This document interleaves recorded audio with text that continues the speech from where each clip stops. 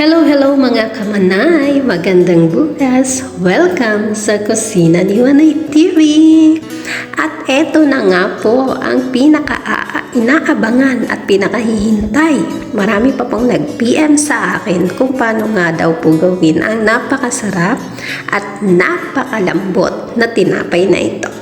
At tsak na hindi kayo papagpak kapag nasundan niyo po ang recipe at procedure na ito. Yes po, madami po kayong magagawa. Gaya po ng pizza, mini pizza, donut. Yes po, donut, kaya-kaya. Chicken stuffed bread, kaya din po. At syempre, meron din po tayo dyan na fatire. At meron din po tayong Nutella flour bread. Kahit ano po kaya niyong gawin. Yes po, cinnamon bread. Pwede, hotdog bread, or sa muli, pwede. So tara, simulan natin. Maglagay lamang po tayo ng 1 cup warm water, 3 kutsara ng asukal at imekos-mekos hanggang bahagyang madissolve ang sugar. And then after, isunod ang 1 kutsara ng instant yeast. Ganyan lamang po. At saka po natin imekos-mekos at i-bloom hanggang 5 to 10 minutes. And then, ito po yung harina na available dito. So, kahit anong harina, pwede naman po. So, ayan po yung measurement na ginawa ko. 4 na cups. So, ito po tasa yung ginamit ko. Kung anong available dyan, gamitin nyo po.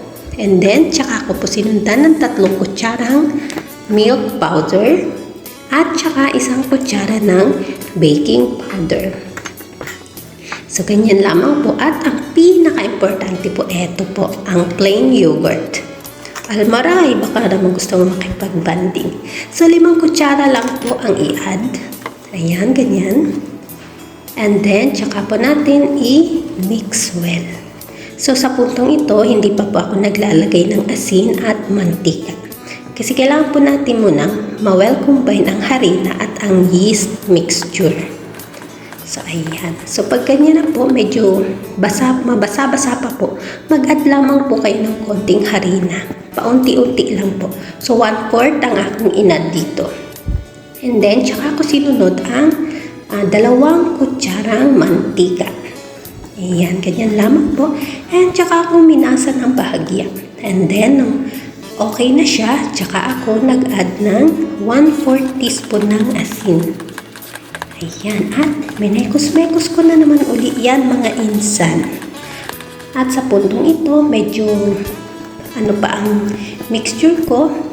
Yan, mararamdaman nyo, nag-add uli ako ng 1 kutsara ng mantika. So, mararamdaman nyo po yan kasi minamasa nyo naman po kung medyo dry or kung medyo basa pa po. So, nag-add uli ako ng 1/4 na harina. And then, by this time po, kailangan nyo po ng napakalakas na braso at mga shoulder din nyo. Diyos ko po, napakahirap po magmasa ng hanggang 15 minutes. So, ayan, nangalay na po ako. Binaba ko muna sa may upuan. Dahil nangalay na po ako. And then, after 15 minutes, smooth na po siya. I-form nyo lang po yan ng ball. And then, i-grease nyo lang po ng konting oil. And then, takpan at hayaan mag-double siya ng about 1 hour. So, ayan po yung tasa na nagamit ko. 4 at kalahating cups yung lahat ng nagamit kong harina. So, ayan, after 1 hour, nag-double size na siya. I-press nyo lang po para lumabas yung hangin. So, at this time, pwede nyo nang gawin lahat ng gusto nyong tinapay. So, yan lang po yung procedure niya. So, dito po ang ginagawa ko is honeycomb bread or kaliyas Arabic. So, ayan. Ganyan lamang po siya.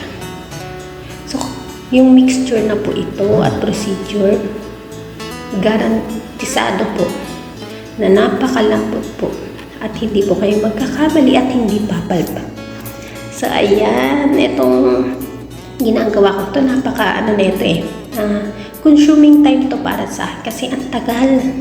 Lalo kung ganito kalaki yung pagbuhulmahan or yung baking pan, paubos oras. Naubos yung oras ko dyan. So, kaya mabilisan. So kung gusto nyo mas maliit pa dyan, di gawin nyo maliit pong bola. Mas matagal nga lang.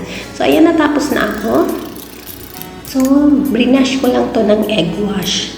Sa egg wash naman po, itlog at fresh milk lang po. I-combine at saka i-brush. And then pag na-brush nyo na po lahat, tsaka nyo po